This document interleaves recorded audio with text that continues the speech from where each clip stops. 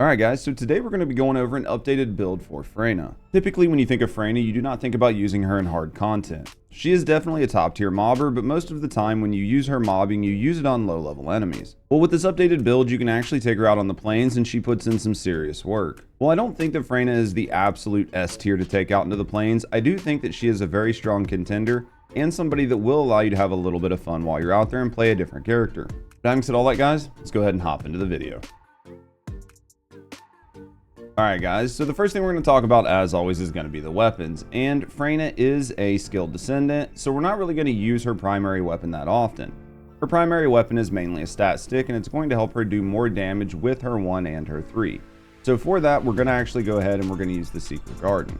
When it comes to the cores and the rolls on this, it is entirely up to you what you put on it if you even want to build it out, because again, realistically, you don't even have to put any build on this weapon. The main thing I would suggest though is putting some sprint cores on here just so you have a little bit more quality of life and you can move around the battlefield a little bit easier. So when it comes to the mods on the weapon, again, I truly suggest that you don't actually build this weapon, but a lot of times people ask me what mods they should put on it either way. If you're going to put mods on it, I would put something like this. This is going to give you a ton of damage and make the gun actually viable to do damage on enemies.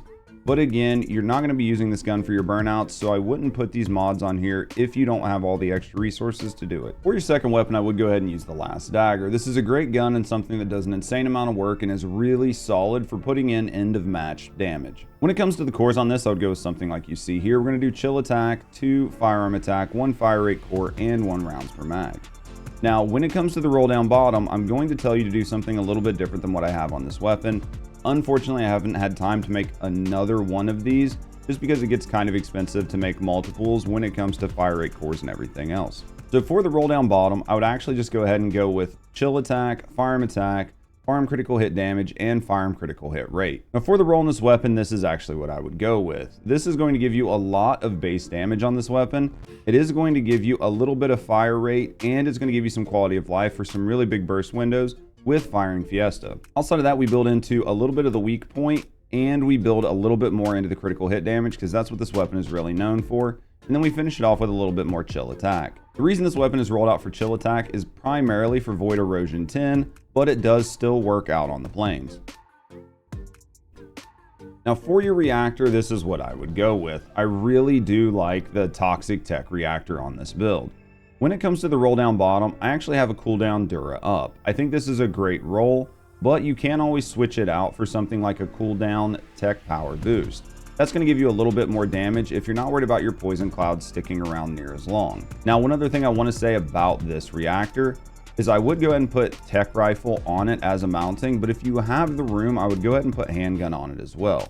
You're going to be using your handgun for a lot of your burnouts, and having your handgun on here mounted as well is just going to ensure that you're not losing a bunch of damage from your dots when you do switch over to use your handgun, and it's going to allow your dots to continue to put in work even when it comes to the bosses. Now for this build, I'm actually using the Bravery set, and I know that the Bravery set is kind of a DPS loss when it comes to either the Slayer set or the Toxic set that is made specifically for descendants like Freyna and like Keelan. The reason we're using the Bravery set here over some of the other sets is because of the build we're utilizing and the synergies it's going to have. At the end of the day, we want to be able to spam our skills as often as we can, because spamming them more often means more damage on the ground, which means more dots stacking, and that is going to really be what allows this build to shine in something like the Plains over some of the other more medial content where we actually use a red mod and we use something like Contagion. When it comes to the rolls and cores on this weapon, definitely go ahead and use what we have on here. This is going to get you the best survivability and is going to help keep your MP topped up, as well as some of the other things we do in the build.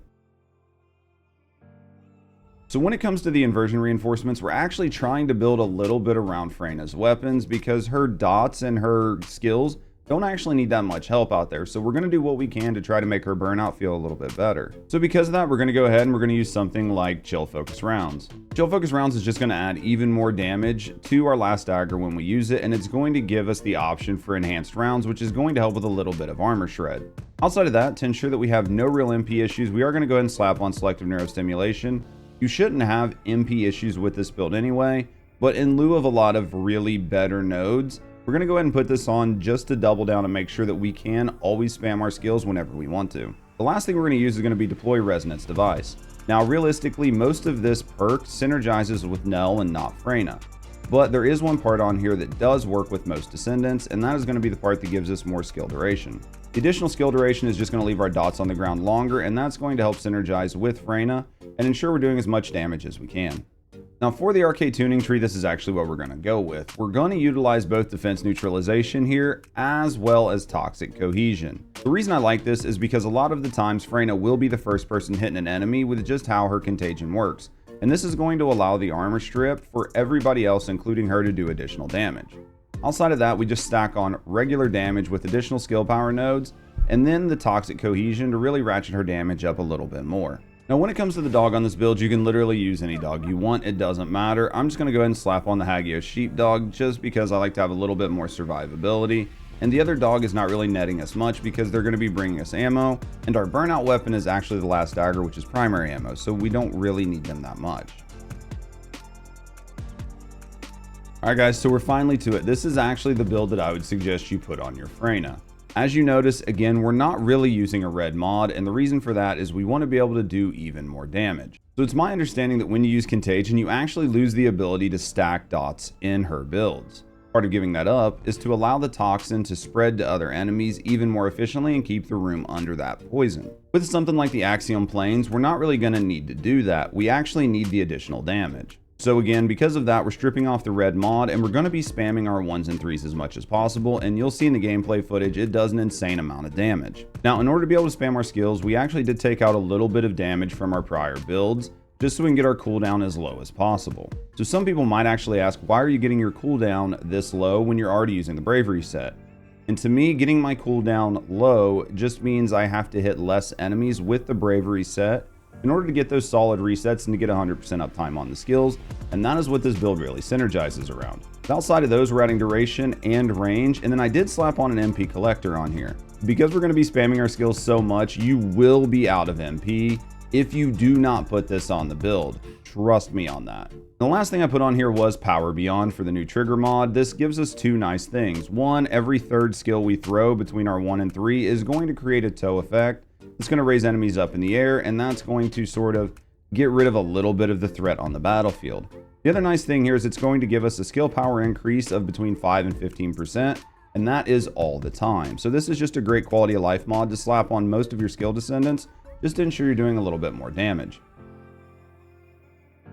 Alright, so now we're going to talk about how to utilize this build, and it is very, very simple. This build is very much a throw it and forget it style build where you can move around the battlefield at breakneck speed and just keep the entire place covered in toxin. So as soon as the fight starts, go ahead and pick the enemies you're wanting to go after. Find your first group, throw a 1 down, look for a second group, throw a 3 down. After you do that, it is basically just rinse and repeat, spamming as many 1s and 3s as you can on the ground, rotating if possible. Our goal here is really just to stack up a ton of damage and get the ball rolling really quickly. You'll notice after you do this, you'll start to get your MP back quite quickly, and the bravery set will start proccing, and you'll have your skills up almost instantly. After that, you're just going to hop around the battlefield and rinse and repeat this until you kill every enemy around you. The only time you'll ever really slow down is when elites spawn on the field or when you get to the final boss, and both of these are treated kind of the same way. When elites or final bosses spawn on the field, go ahead and pull out your last dagger. Once you have this out, just aim for their weak points and unload. Don't forget to keep toxin on the ground under them because those dot damages will help a little bit. This is going to be the only time in the fights where Freyna really struggles,